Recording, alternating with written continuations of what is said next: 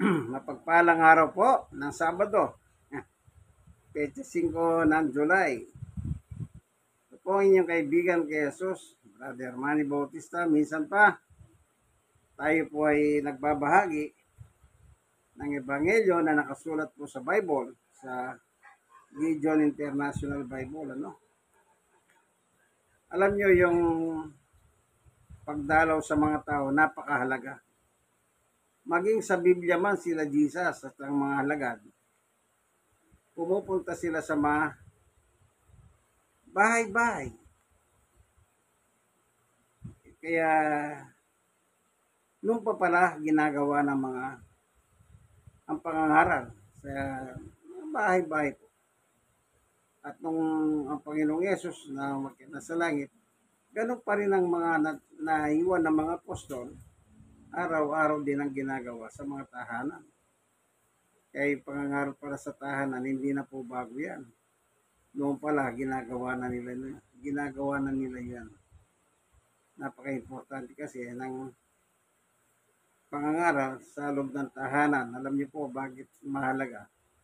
Especially Sabado. Di ba kung minsan Sabado yung mga pamilya nagkakatipon sila? Ganun lang po kasimple yun. Nababahaginan sila ng mabuting balita ng Diyos. Kaya sa ating parito, yun nga po, sabi ko, every Saturday ng umaga, meron kaming Bible study dito sa Barangay 94. So, need is the Quantum de Manila. Ano po, para makita nyo lang po kung totoo yan, ito, tignan natin si tatay, ay si ayun, kita nyo po, kumakaway. Ayun, narinig nyo ba yun, sangkalan? Si Mrs. naman po yun. Magluluto siya. Kaya naririnig po nila ang mabuting balita na pahatid ng ating Panginoon Diyos. Pero bago sa tayo papalahot sa Ebanghelyo, tayo muna ay hihingi ng tulong sa Diyos. Kung siya pumatnubay sa atin, alam niyo po, sa ating araw-araw na buhay, kailangan po ang buhay natin, lagi nating ipinagtatago bilang sa Diyos. Ano man ang mangyari, ano man panahon ng may mga kalamidad o wala, panahon na may bumabagyo o wala, kailangan lagi nating inahabilin ang buhay natin sa Diyos, sapagkat yan po ang mahalaga na yung ating buhay ay galing naman sa Diyos. Kaya iabilin natin sa Kanya. Panginoon Diyos, aming Ama, na makapangyarihan sa lahat, may gawa ng langit at lupa. Minsan pa, samahan mo po kami ng aming pagbubulay ng iyong Ebanghelyo. Buksan ang puso at isip ng isang mga tao nakikinig.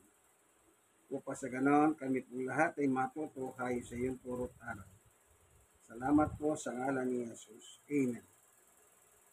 Sa Biblia po, may kanya-kanya pong paniwala ang tao.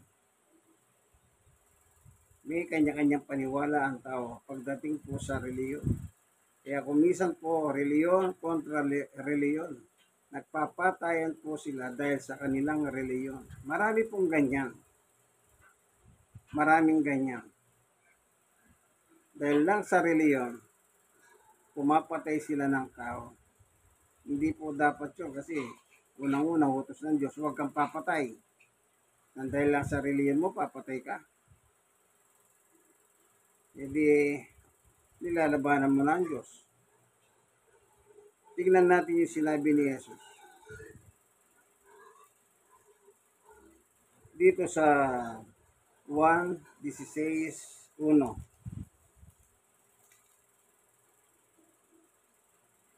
Sinasabi ko ito sa inyo upang huwag kayong mawalan ng pananalig sa akin. 2, palalayasin nila kayo sa sinagoga. Darating ang panahon na sino mang pumatay sa inyo. Makita niyo po. Sino mang pumatay sa inyo ay naghahakalang naglilingkod siya sa Diyos. Kita niyo? Reliyosong tao. Sabi ni Jesus, ang sabi niya sa kanyang alagad, papatayin kayo. Na yung papatay sa inyo, naghahaka lang, naglilingkod sila sa akin. May mga reliyon po pala sadyang pumapatay. Kaya may reliyon po talaga dito sa lupa. Dalawa po yung magkatunggaling reliyon na yun. Ang sumbong ng isa, mamamatay tao kayo. Meron silang hawak na ebidensya. At yung kabila naman, ganun din po ang asunto niya doon sa kabila. Mamamatay tao ka, meron din po silang hawak na ebidensya.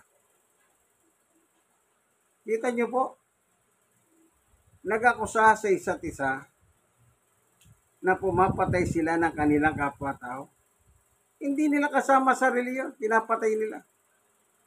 Meron silang ebidensya. Hindi lalabas. Pare-pareho lang silang pumapatay ng tao. Pero nagdidimandahan pa. Nakakarating pa sa korte ang kanilang asumpukan. Na kung titignan mo, pareho palang mamamatay tao ang mga reliyon na ito eh. Isipin nyo yan. Akusa sa akusa. Mamamatay tao kayo. Even Jesus Christ nagturo. Maging siya. Anong sabi niya? Darating ang panahon na sinumang pumatay sa inyo, hindi po ba yung mga apostol, pinatay po sila. Ang hindi lang po namatay si Juan, kasi po tumanda na siya sa isang bundok sa Patmos. Bundok sa may Turkey. Sa ating modernong panahon, Turkey. Namatay na siya sa katandahan. Pero sila Pedro, sila Pablo, at yung mga apostol, sa Biblia, nakasulat pa nga pinatay. Si Juan, nilagay pa sa palanggana yung ulo. Binigay sa hari. Sipin niyo po yan. Dahil po sa kapangyarihan. Kaya ganun po Pero sa Biblia po dapat ang tao, meron po tayong babasahin sa Gawa chapter 2. Sa panahon ng Pentecostes ng Panginoong Yesus ay umakyat na sa langit, nangaral ang mga apostoles. Ito po ang sabi ng kasulatan. Sa chapter 2, verse 41 and 43. Ito.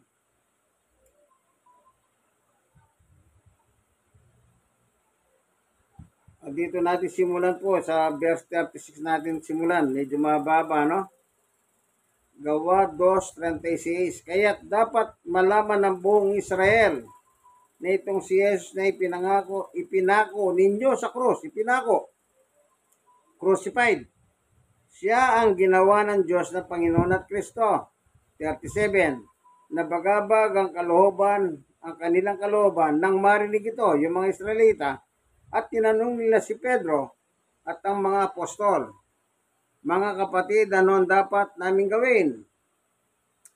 Sumagot sa 38, sumagot si Pedro, pagsisihan ninyo, taligdan ang inyong mga kasalanan at magbautismo kayo sa pangalan ni Jesucristo upang kayo patawarin at ipagkakalob sa inyo ang Espiritu Santo. 39, sapagkat ang pangako para sa inyo, Israelita, Hudyo, at sa inyong mga anak at sa lahat ng nasa malayo. Labas ng Israel, yun ang malayo, sa labas. Ang Pilipinas po ay labas ng Israel. Hindi lang po pinangako sa mga Hudyo ang kaligtasan, kundi, anong sabi ni Pedro? Sapagkat ang pangako para sa inyo at sa inyong mga anak, yung lahi nila, at sa lahat ng nasa malayo, sa bawat tawagin ng Panginoon Diyos. 40. Marami pa siyang inilahad upang patunayan ang kanilang sinabi. At nanawagan siya sa kanila, lumayo kayo sa masamang lahing ito upang kayo maligtas. 41. Kaya't ang mga naniwala, kanino sila naniwala? Sa haral ni Pedro. Kasi si Pedro po nangangaral dito. Ang nagsasalita sa araw ng Pentecostes. Kaya't ang mga naniwala sa kanya, sinabi ay nagpabautismo at nadagdag sa kanila ang May 3,000 tao ng araw na yahon. O, 42, ito po. Nanatili sila sa itinuro ng mga apostol. Saan daw po sila nanatili? Yung napapangaralan nila Pedro? Sa turo ng mga apostol. Meron po bang utos sa mga apostol pumatay kayong tao? Wala. Maging si Jesus man ang sabi niya, kayo, sila Pedro kausap noon, kayo, papatayin din kayo ng mga taong reliyoso.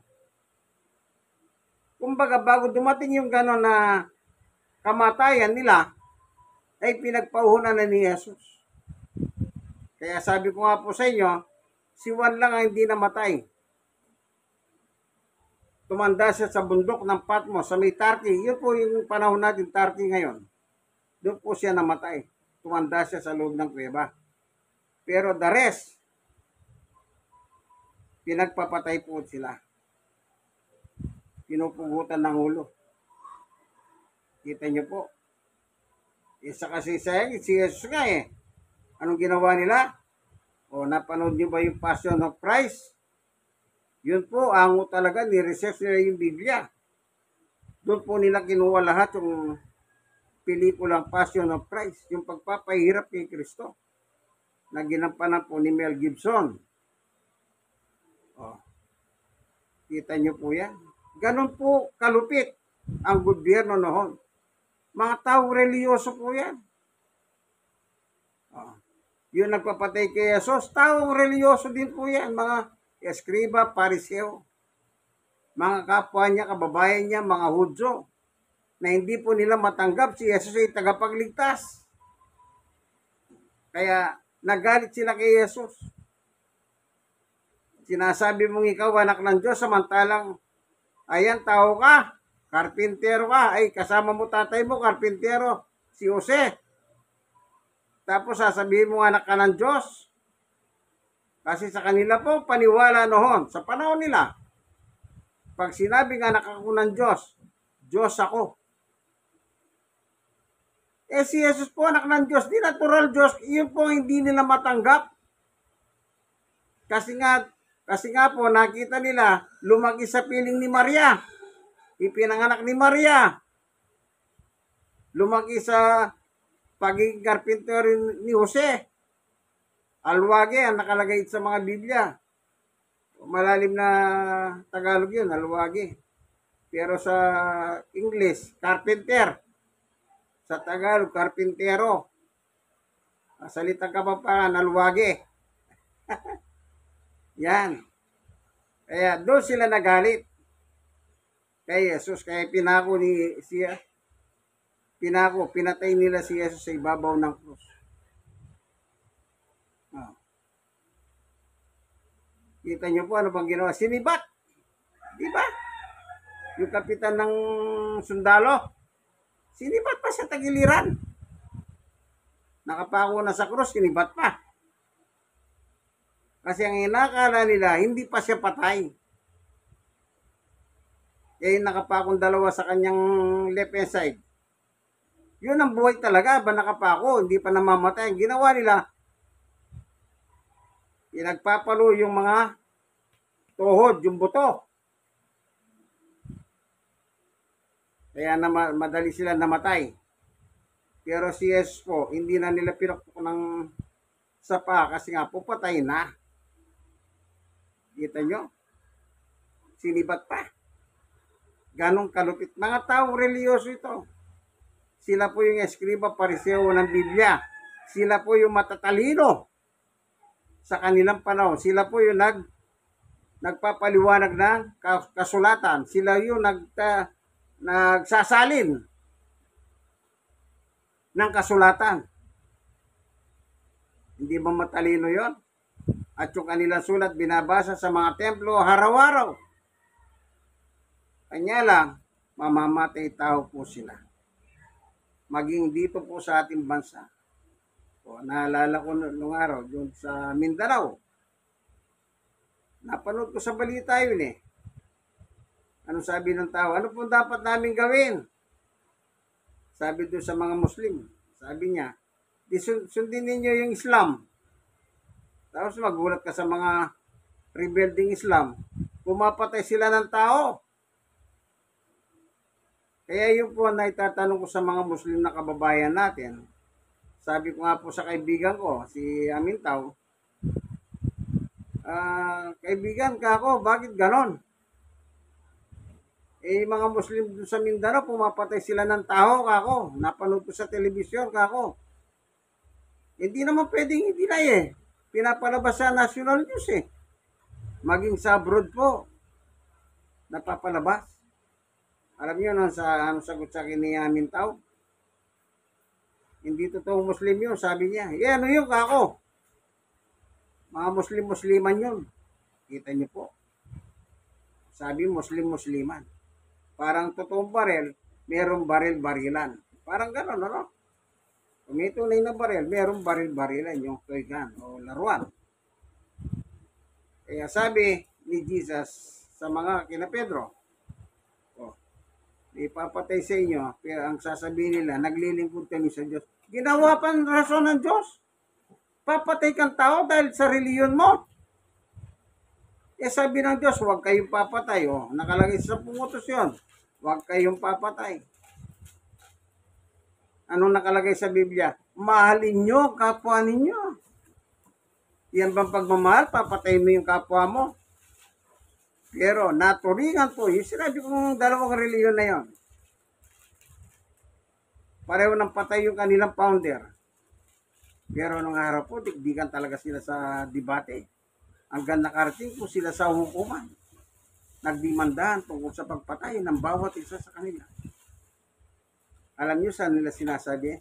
Mismo sa loob ng simbahan ninyo, doon kayo pumapatay Sabi nung isa, yung akusa. Kita niyo po. Kaya, biblical pala yung pumapatay. Pero, hindi po sa Diyos yan. Pero, akala nila, naglilingkod sila sa Diyos. Ang totoong maka-Diyos na tao, takot kang pumatay. Yun ang totoo. Takot kang pumatay. Bakit? Alam niyo yun. Tayong mga Pilipino, no? Pilipino. Takot tayong pumatay. Diba, no sabi nila? Ba't ka nakapatay? Nagdilim ang aking paningin. Kita niyo po. Nagdilim ang paningin. Ang nakalagay sa Biblia po, manatili sa turo ng mga apostol. Yung apostol kasi ni Jesus, tinuruan po yan. Kaya kung sinunod mo ang turo ng mga apostol, sinunod mo si Jesus, sinunod mo ang Diyos. Walang utos ang apostol na pumatay. Sila Pedro. Wala pong inutos pumatay ng tao. Manapatakot po silang pumatay. Kaya nga, sila po yung pinatay kasi nga, yung aral na dala nila, hindi matanggap ng tao sa panahon nila. Bakit? Binabatikos po Nababatikos sila ng mga aral ng mga apostol. Kaya nagalit sa kanila. Pinagpapatay po sila. Sa panahon natin ngayon, sa politika, ayan lumabas na po yung mga sabungerong nawawala. Kawawa. May gitna 30 families. Ay 30 sabungero. Ayan, meron ng star witness na lumalabas. Si alias Totoy. Invento niya paano sila pinatay mga sabungero. Talagang mamamatay yun Isipin niyo ilalagay sa sako.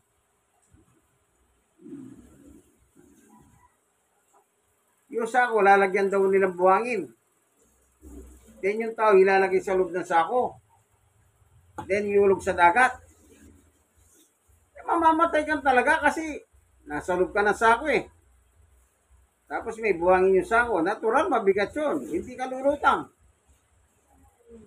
Ganun po ang pagpatay nila. Yung mga sabungero nawawala. Alam niyo po, nakakarimari po yan. Ang masakit. Nagsisimba pa sila. Kung isa pinapakita, nagsisimba sila eh. Alam niyo po, kung pumapatay ka rin lang ng tao, huwag ka na magsimba. Kasi, kahit magsimba ka, hindi rin malulugod ang Diyos sa'yo. Nalulugod ang Diyos sa mga sumusunod sa Kanya. Ang utos ng Diyos, huwag kang papatay. Pag pumatay ka, nakakalugod ka ba sa Diyos? Hindi. Tignan natin yung Lucas. Ano po yung nakasulat dito? Dito, basahin natin ano.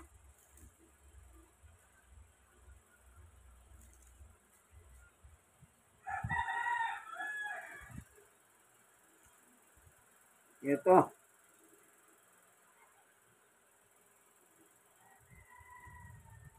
Lucas 2:14. Papuri sa Diyos sa kaitaasan at sa lupa'y kapayapahan sa mga taong kinalulugdan niya. Oh. Yung mga taong kinalulugdan po ng Diyos, anong sabi ng Biblia? Kapayapahan ang sumasa inyo. Naalala niyo po ba yung pag nagsimba kayo sa Roman Catholic Church, ha? Di ba pagtapos na yung misa, anong sabi ng pare? Magbatian kayo sa bawat isa. Di ba? Peace be with you, peace be with you, peace be with you. Pati nasa likod mo, tatalikod ka, sasabihin mo, peace be with you. Di ba? Ang ganda. Nagbabatian kayo ng kapayapaan. Pero hindi mo alam pala, yung kabatian mo pala, mamamatay tao. Pero ang sabi ng Biblia, Lucas 2:14, ang kinalulugdan ng Diyos ay Yahong. Natural, sumusunod sa Kanya. Ulitin natin. Papuri sa Diyos sa kataasan, sa lupa'y kapayapaan sa mga taong kinalulugdan niya. Eh di natural, sino kalulugdan ng Diyos? Di natural yung masunuri sa Kanya. Naalala niyo po ba yung ama namin? Mateo 6:9, ama namin nasa langit ka. In verse 11, 18, dumating nawa ang iyong kaharian dito sa lupa, ganon din sa langit. In 11, sundin ang kalooban mo dito sa lupa hanggang sa langit. Kaya pag sinunod mo yung kalooban ng Diyos, huwag kang papatay. Kalulugdan ka ng Diyos. Pero pag pumapatay ka, kahit reliyoso ka pang tao, ang masakit, may mga politiko po, ang pinupuntahan mga taong simbahan. At yung simbahan na yung pinupuntahan nila, ay yun ay mamamatay tao. Hindi po ba totoo yan? Kayong mga dinadalaw ng politiko, pagdating ng halalan, pupuntahin nila yung kanilang tagapangasiwa. Di po ba? Dalin mo ko. Para bang pagka dinala kanila, panalo ka. Kaya kaso ang problema, yung palang nilapitan mong reliyon, mamamatay tao pala. Ayon sa mga record ng korte. Kanya lang, siyempre, kung mga religyoso sila, hindi sila magalaw-galaw. Eh bakit? Kailangan nila yung boto ng miyembro. Kaya yung mga politiko, pikit mata. Sila po, pikit mata. Walang investigasyon. Pero pag hindi ka politiko, ay hindi ka religyoso, magnakaw ka lang. Antimano, paimbestiga. Kita niyo po. At saka mga yan, hindi po lumalabas ang balita tungkol dyan. Bakit? Siyempre, masisira ang reliyon nila, masisira ang delihensya. Alam niyo na yun. Kalanting ng pera. Kaya sabi ng Biron, gusto mong yumaman, magtayo ka ng reliyon. sigurado, yayaman ka. Para pa ngayon, nangyari, ang mga reliyon ay ano, pera-pera na lang po. Hindi po. Meron pong tama yung nasa Biblia. Yung nasa Biblia. Tama po yun. Ayun yung nakikita niyo yung mga pera. Layasan nyo niya. Bakit? Kukubayin kayo niya. Yan lang po masasabi ko. Sige.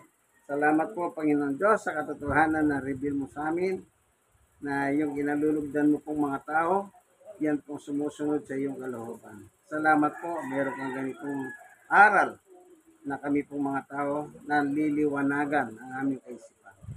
Salamat po, pinakain mo kami ngayon ang aming pagkain pang kaluluwa. Salamat po sa ngalan ni Jesus. Amen.